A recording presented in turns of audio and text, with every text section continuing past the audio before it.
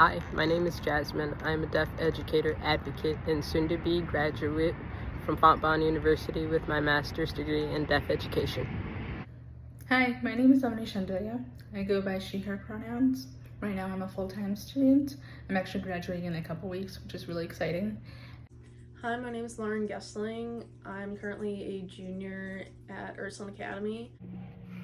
Hi, my name is Michelle Hu. I am a pediatric audiologist, content creator, and owner of Mama Who Hears.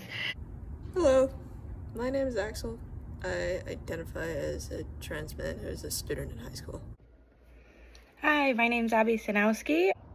Hello, my name is Jacob Knoll, and I am a nuclear engineer living in Albuquerque, New Mexico, and I am fully deaf.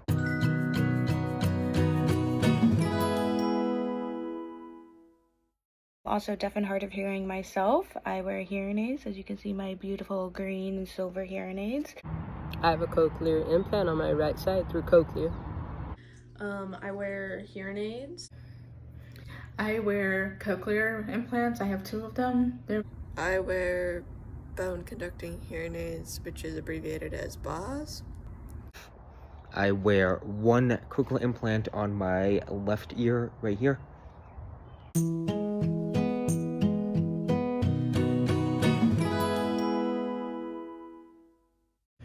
I love to make coffee. I love to take my friends to coffee, and I love just going to coffee shops. I think that is my main interest right now. It's very coffee oriented.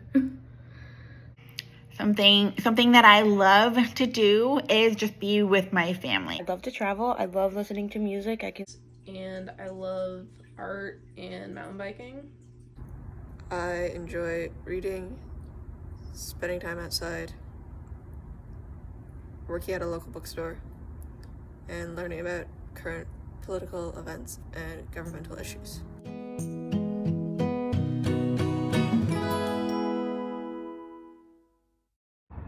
I'm grateful for so many things in my life. I really can't even tell you how many things I have in my life that are just special to me. But as a deaf and hard of hearing person, I would definitely say technology is top of the list. My cochlear and captions, they just given me access to so many things that I didn't have access to anymore. I'm grateful for the advancements in technology that allow me to use Bluetooth. So the Bluetooth component to my hearing aids, whoever did that, on point.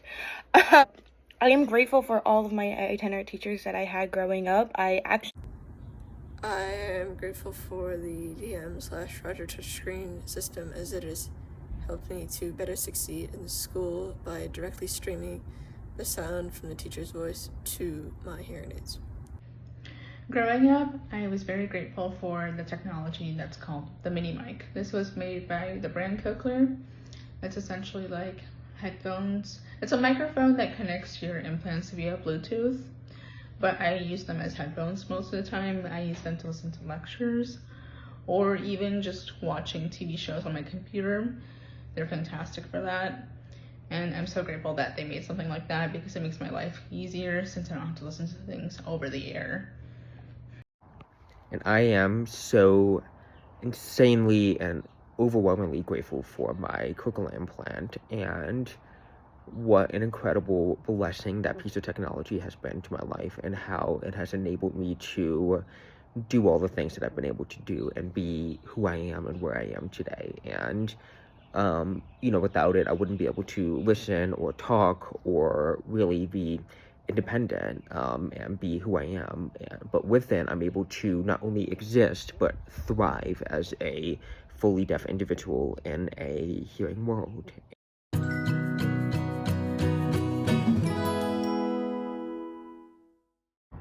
If I could go back in time and offer advice to professionals that served me and my family, I would ask them, is the service you're providing good enough for your own family? These journeys are so deeply personal that you have to be present. You need to see them where they are and where they're at. It's not about just giving that clinical information. It really is just about believing in them. If I could go back in time and give the professionals some advice that helped my family, I would tell them, hey, let my family know that they can speak Hindi.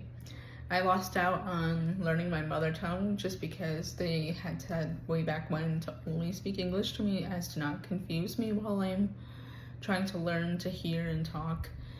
But nowadays the research says that it's totally fine to speak multiple languages, and I think that's something I would have appreciated back then. So that's the main advice I would give. And if I had to go back in time and give advice to, some of the people that poured into me when I was younger, specifically for my parents, but then just all the audiologists and speech language pathologists and my special education provider and just all those people, right? I think the main piece of advice I would give would be to be patient, because